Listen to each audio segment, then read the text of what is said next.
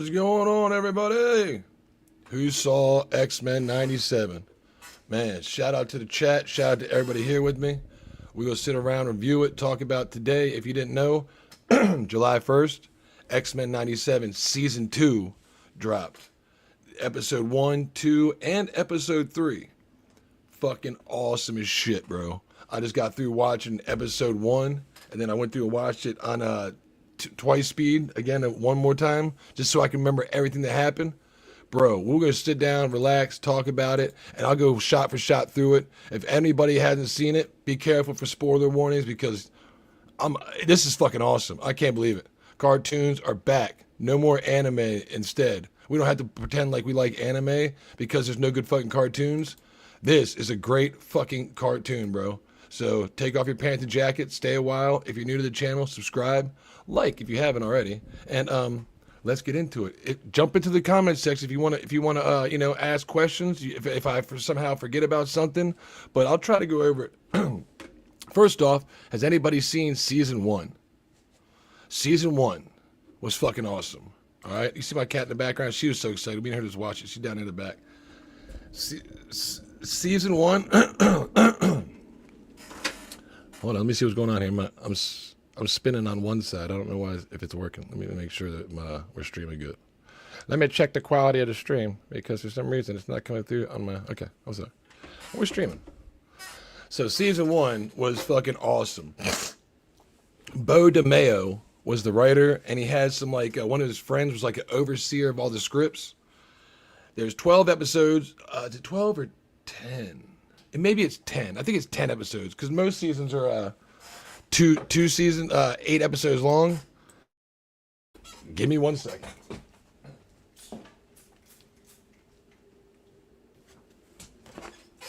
I had a shock collar my cat because she wants to bite everything fucking electrical, so I had to hit the shock collar on her allegedly. Season 1, written by Bo DeMeo and his buddy that's the overseer of the script. There's 10 episodes. I was going to say, is there 12? No. Typical scripts now in Hollywood are 8 seasons or 8 episodes per season, right? Bo DeMeo did a 3-part finale. I forget what it was called, The Age of Extinction, or for season 1. If you haven't seen season 1, it's worth going back and watching it. It's 10 episodes. They're each like 40 minutes, maybe 45, give or take. Some are like 35 minutes. So let's just say it's 8 hours of content. There's 3 episodes, maybe 2 that aren't that great, but the first one, good. Second one, good. Then I think the third one, there's another writer I don't really technically care for named I'm not even gonna worry about it. It's doesn't do as good a script. When you get to it, you might like him. But there's a couple episodes in season 1 that don't do too good. If you stick with it, the Rogue storyline, there's a trio, a love story of a Rogue, Magneto, and Gambit, and dude, it's fantastic. I was on Yarn Witch's channel yesterday, and she was like, I don't like the, she's a Gambit fan, and she's like, I'm a Rogue fan. She didn't like how they did Magneto. It handles it awesome as shit. It's kind of like if you know that Rogue is Mystique's daughter, right? She ran away when she was a kid. When she ran away when she was a kid, Mystique pretended like being her mom by transforming into her. Well, Magneto was actually forming the Brotherhood at that time. So he was kind of like the adult figure of the entire Brotherhood. When Mystique brought her in as a kid, they kind of formed a relationship back in the day, right? And they kind of found out that with his magnetic, he used electromagnetic force. He was able to touch Rogue. They could actually touch each other.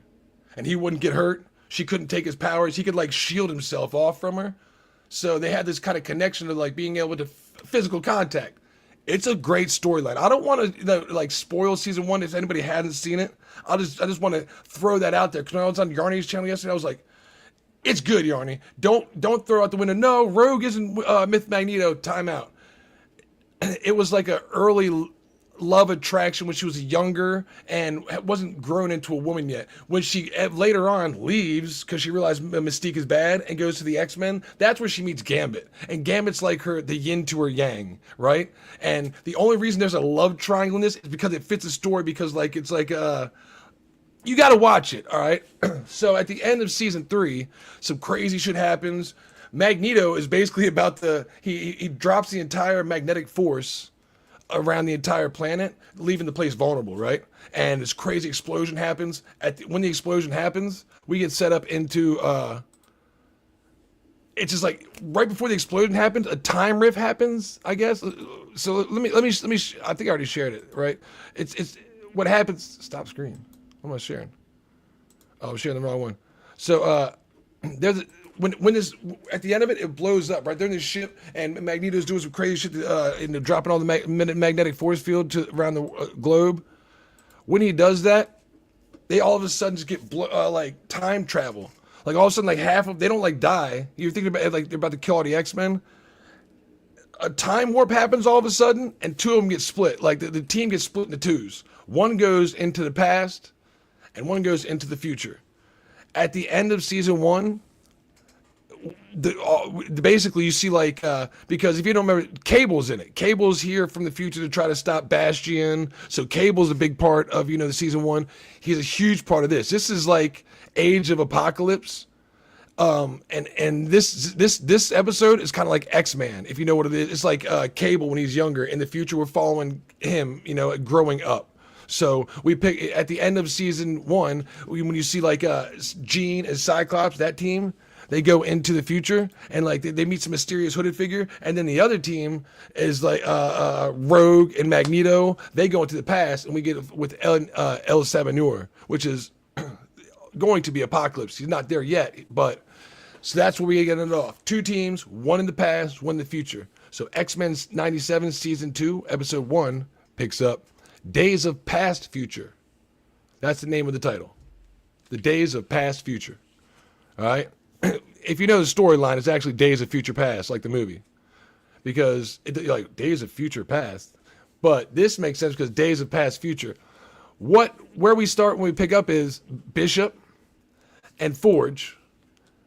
Opens with Forge and Bishop launching a bold timeline spanning mission to rescue the X-Men after they were scattered across different eras in the previous season's finale. Dude, you get an awesome ass part where Bo DeMeo goes, "We need to bring the X-Men back to the 90s." And it looks like Bo DeMeo self-inserted himself. It's OP as shit, bro.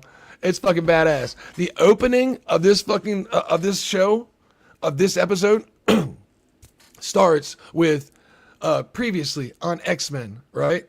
And it has Jean Grey voiceover. And then when it's Jean Grey says previously on X-Men, but she doesn't. Then it's like a little remembrance tale from Nightcrawler. Because if you remember Nightcrawler from season 1, fucking badass, bro. It's like him telling you like blood is blood, but family is chosen. He does this little awesome speech. It's written so well, bro. And the dude that does Nightcrawler performs even fucking better than I would have imagined. He was one of the shining lights in season 1. Rogue, the best part is second best part. Gambit, the third best part of But Nightcrawler, just his little opening, dude. I got goosebumps listening to it. I was like, oh my god, Saturday morning cartoons are fucking back. This is just episode 1 before we even got past the credits.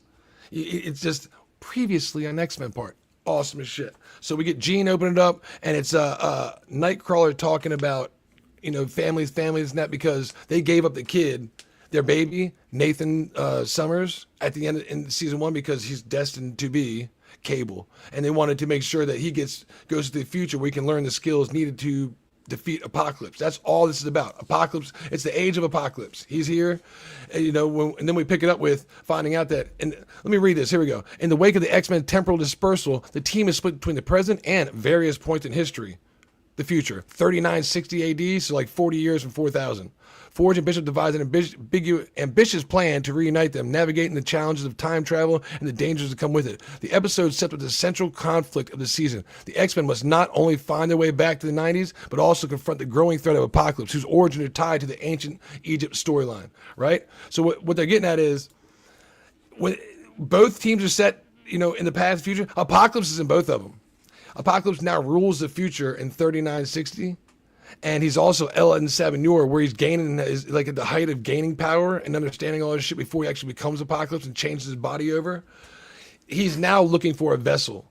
That's what this entire episode is about. I guess he's getting old, his body's getting worn down. He's looking for that's how he went from En Sabanur to Apocalypse. He found a better body and transformed himself, his conscience into that body. He's trying to do the same thing because he's getting old and he's defeating time. So he wants to use Nathan Summers, the kid, Jean and Cyclops' kid, who's actually Cable, because he has the body, because he has some crazy infection. He was born with that crazy infection from season 1 from Bastion, but because he was born with it, he's also able to ward it off. You know, so I thought it was Mr. Sinister. One of his we see Apocalypse talking to like his main go-to guy. I thought it was Mr. Sinister, but it was Ozymandias. You know, like the dude from fucking Watchmen. I was like, no shit, that's pretty cool. From all the way back in the day, he just now in almost 4000 AD. The Four Horsemen, cool as shit. You got one like rhinoceros looking dude with some big ass fucking axe and they're super strong. You got this one bitch looks like Orion of the water from Sekiro. She got the little umbrella and she has like a mask on. When she pulls it off, she breathes this fucking crazy like smoke dust out. You got this one dude. It's like an old like Civil War type drummer. He's playing the drums and the drums are like fucking echoing noise. I'm like, the creativity, the animation is awesome as shit. The creativity on like the origins of the powers, like the scaling of them, they did a great job of it. All right. So we get the introduction of the Four Horsemen. He's like, and he tells that dude Ozymandias is telling Apocalypse, now that we got, I would take the Four Horsemen, go find his kid because I need to, I want to transfer him in the body, which is X-Man, Cable, right? Dude, then we so we see a little thing of Apocalypse. Then we get Forge actually going to the future. Then we see, they split up Bishop and Forge. Bishop goes to the past. Forge goes to the future. When Forge goes to the future, he lands there with like all this green smoke and shit like that. And there's a whole bunch of crazy OP Sentinels that drop in trying to fight him. He's getting overtaken. And once he does, I think he's about to get overtaken, Wolverine, Bone Claw Wolverine comes in and fucking stabs one, hair all long and shit. He looks great. Like whoever drew him, like because he's been sitting in the future hanging out, he ain't worried about getting a haircut, a fucking overpeat, and he got his metal ripped off. In the season 1, looks awesome as shit. Comes in and kills fucking Sentinel, and once he kills all the Sentinels, there's like another one about to get Wolverine. Storm comes in, fucks the Sentinel up. Storm, they did her shit awesome in this, bro. When Apocalypse later on is trying to get Nathan Summers, they have to like take this ship. And it needs power. Then and I guess in the future the ship can go as much power as it has as fast as it can go. So like we need a whole bunch of power to be able to catch up to that thing. And they come up with this bitch comes up with a plan to be like, we need to make a solar storm. What the? Apparently Storm can control she's like, I control the weather, not the cosmos, right? It was like, well, then the bitch starts telling her, well, really the sun, is just it's a solar flares and it's actually a storm of. Storm ends up using the fucking fire from the sun and goes OP as shit and gets like solar radio energy. In theory, I'd have to I want to write down physically how it works and not just like theoretically. I like it though. It's not like the Green Planet from superhero bullshit, Storm is OP as fuck and I love it. The only thing people we get in this is just the future. We don't get the past part, the Magneto and Rogue. So with Storm being in this, they keep loving this. They keep a nice love story. It's got Storm and Daniel, aka Forge. You know what I mean? They're two. That's why he goes to the future because he's got a thing for Storm from the couple of episodes of season 1 that sucked because it was written by a different person besides Bo DeMeo. This part is awesome. Like the first one is written by Bo DeMeo and they're like reconnection and they're talking. Fucking fantastic. Cyclops and Jean, when they reconnect with Nathan and they have to tell him that, spoiler, he's like, why did my parents leave me? At first he thinks like they're just like normal people and he comes up with this like, why did my parents leave me? And it's like, dude, they have to tell him, we love you, son. Very heartfelt moments, very well written, not only for kids, but for adults, and rewatchable, dude. So, I'm in. I'm locked in. Let me see where we could pick up with that. So what am I missing? So Cable. So they need Cable for Apocalypse trying to get Cable, right? Jean and Cyclops think that the person that's trying to help Nathan is bad for him, right? So they try to they devise a plan to take their son, Cable, and run away and try to like, because Forge will never like let him like take him back to the past. So they devise a plan to like try to get him. While Jean, Cyclops, and Nathan are running away, they get trapped by the Four Horsemen. The Four Horsemen stop, get them at the fight. They're trying to fight their way out of it. They get captured. They don't get fucked. You know, they get the shock collars on from season 1 where it like stops their powers.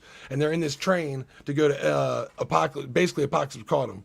And that's why the other ones are in this ship trying to figure out how we're going to catch the ship. It's like ships on some crazy rails. It goes fast as fuck, like Black Panther. You know, kinetic energy just fucking moving. Like, how are we going to catch it? And the lady's like, I got this fucking ship, and we can catch it as long as it has enough power. The more power it has, the faster it goes. Like, we need a whole bunch of power for that. And that's where Storm comes in and is like, hey, you can do it. She's like, what do you mean I can't fucking do it? She's like, well, the girl, she tells him that she can see time, and she's the one that brought him through time because she's seen Storm do this before, and she didn't want to tell him. So she's keeping the girl is mysterious. She's only telling them what they need to know. She's telling them that Cable is the X-Men. You know that Apocalypse that will defeat the Apocalypse and stop him, but not telling him how exactly he's gonna do it because he's a kid at the time, and it seems like she's in on it. Like she's about to give, like, just hand over the kid. So when she's telling Storm that she's like, I don't believe her, shit like that, it works. You know, like Storm can actually conjure a solar storm. It actually charges this old ass fucking ship, and the more it gets, the faster it fucking goes. And they actually catch up to the ship that Jean, Cyclops, and Nathan are all on. And while they're catching up to him, again, it's very heartfelt, written well. You got Cyclops and Jean telling their son, like, hey, you can do this, you know, I got a crazy powerful optic blast, and your mom's, you know, like one of the best telekinesis in the world, and you are our son. We love you, son. It's fucking written good for like kids that like haven't heard that, and like it's not like some agenda woke bullshit, you know what I mean? It's very well, there's love stories in this. It's just old school, everything hitting. So while they're telling him that, he's like, I don't think I can. He's like, why didn't my fucking parents, you know, my parents didn't love me, you know, everybody's telling me I'm a miracle. You know what? Miracles are miracles because they're not supposed to happen. Mistakes aren't supposed to happen either. It's fucking written good. I remember that. That's how well it's written. People say miracles, you know, happen every day. Well, miracles are miracles because they're not supposed to happen. You know what? Mistakes aren't supposed to happen either. Is that good, not good writing or what? I remembered it line for fucking word. There's so much good shit in this, and this kid's like fucking crying when he's doing it. I'm like, this is fucking great, right? I mean, again, if you can get through the X-Men part, you'd be like, you have to watch season 1 though and be invested and know what's going on. So while he's saying that, he learns to use his powers. He breaks up the shock collar, right? And then the fucking Sentinel's coming in. He's like, quickly, Nathan, stop him. Nathan's just OP. He just grabs their shock collars and busts them too, allowing Jean to put up a force field. And you know, while they're fighting, the Sentinels come in on him. The fucking ship catches up to him, and here comes Storm. We get a badass fight scene. You get Storm coming in. Now she's fucking controlling fucking, Frost because she's controlling elements now. You know, she freezes the fuck out of everybody. You know, all the horsemen are there trying to stop him. Morph turns into Thor and fucks shit up. Wolverine comes out, does a badass fight scene. You get another badass Cyclops part. There's action the whole time. There's a fight. There's probably 5 fight scenes in it. 3 of them that are fucking long. I'm like, this is fucking badass. And in between the stories that, when they're not doing it, are good stories. You know, good quality values. You know, lessons that people want to learn. Dude, I'm in, locked in. So at the end, it's basically they finish. You know, they reunite. They're on this ship. The ship's going to Apocalypse's place, right? But that was, the lady was like, this is all part of the plan. She's like, what do you mean? We're trying to get us captured? And she goes, no. While they go to like a part in the ship, and she starts bringing up some like files. And the files shows like the ship. She goes like inside his compound, there's a ship that he came on originally back in the day. To me, it looks like a Kang type. It looks like Kang type technology. They haven't explained it yet, but all she explained is he arrived on a ship years ago. And if we can get to that ship and you reunite Nathan with it, it might be able to cure his virus. I'm like, what the fuck? What the? And that's what they do. Instead of going, you know, they get inside the compound. They don't go to where Apocalypse is because he's regenerating. He has to regenerate because, like, Darth Vader, he's always fucking dying. He's in the bath tank. You know what I mean? So they go to the ship, get on there, and once they walk in, the ship fucking acknowledges Nathan. Like, hello, Nathan. And like it tells him like, what the hell? and they start talking to the ship, and he puts his arm in the like in the ship is like, and the ship cleans him of the disease he had. It's like, you know, then it gives him the metal fucking arm, and then his eye lights up, and you're like, oh shit, it's fucking Cable. Up until then, we're like, it's Nathan Summers. We know it's going to be Cable, but he don't have no fucking metal arm. He just got the disease, and he hasn't really shined his light yet. You know what I mean? It's like after that, he goes, and then his eye lights up, and you're like, oh, there it is. So great nods for, you know, like wait until, and that's the end of it. And that's the end of the episode. It's like, you know, so we're going to find out next, you know, like next week. I mean, I'm sure episode 2, we'll probably get Rogue and Magneto and El Sabanor back in the past, right? And we'll pick, and dude, this episode, I don't know what to rate this. I'm going to take my time and rate it on Critic List because, you know, we're doing the Critic List ratings right now. Fucking awesome, bro. I'm not even going to lie to y'all when I say, if this would make you buy Disney Plus quick as shit. From what I saw, just like, and it's Bo DeMayo. It's not somebody different. It's Bo DeMayo writing it. He wrote the whole season, and he wrote it before he got fired or canned or left, whatever. And you can tell it's the exact same fucking script. It's what we want, man. Just the little story from Jean and Cyclops telling Nathan that he's their son and that they love him, and you know, like, and like him like reacting and like. It's great. I can't wait to see the Magneto and the Rogue storyline because Gambit's dead. Spoiler. We got to throw it out there. Gambit's dead. That'll make you want to watch season 1 if you haven't already. Go back and watch. Now we got to figure out what's going on from here on out. You know what I mean? She already told Magneto she didn't want to be with him. She wanted to be with Gambit. And we ended on a cliffhanger with Gambit fucking dying, but Magneto was the one to save us, right? So, man, we got some drama, dude. It's like that's exactly what it is. It's a soap opera. It's a week-to-week soap opera with the X-Men in it and written good. And it looks like there are, you know, like sunspots back in it. They're not missing any characters. Every character gets their own little special, and they do it great. If you watch episode 1 and if you watch season 1 and you watch this episode in season 2, episode 1, just the introduction with Jean talking about previously on X-Men, and you see the whole, like, you know, them holding the baby, Nathan Summers have to get rid of him at the end of season 1, and then the voiceover from Nightcrawler, you'll be like, okay, Rock's right. This is some good, not only voice acting, dialogue, very like, it just gave me, it made me, it's not nostalgia. It's not, I remember berries. No, it's very fucking good quality content. It's a fucking cartoon, but it's rewatchable for adults and for kids. It's not graphic. It's fucking great, bro. I can't say this enough, like how good I think this is. So I want to jump on here and we'll do it. Maybe I'll do another one tomorrow because, you know, Saturday mornings, we can probably do like an extended cut for Saturday morning, but just because they dropped episode 1, 2, and 3 today. And I didn't want to do all episodes because I want people to be able to watch them. So maybe like, I'm going out of town. Maybe I can do like episode 2 tomorrow before I go. And then whenever I come back, we can do like episode 1, 2, and 3, a rundown of all the first 3 of them before they drop, you know, episode 4 next week. It'll give you all a chance to watch it. If you haven't, please go check this shit out, bro. It's fucking awesome as shit. Anyways, thanks for stopping by today, y'all. I really appreciate it. That's my recommendation. Nice, short. I hope you all check it out. It's fucking great. Peace.